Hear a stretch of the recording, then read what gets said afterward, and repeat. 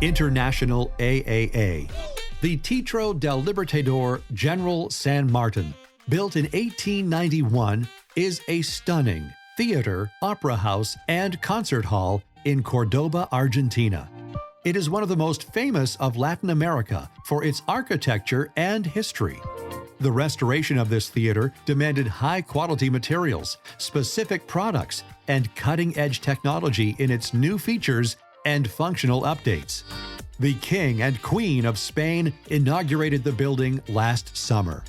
Key features are advanced and numerous lighting functions for stage lighting control, top-of-the-market solution for technical fault management, KNX and DMX used together for stage lighting and special effects,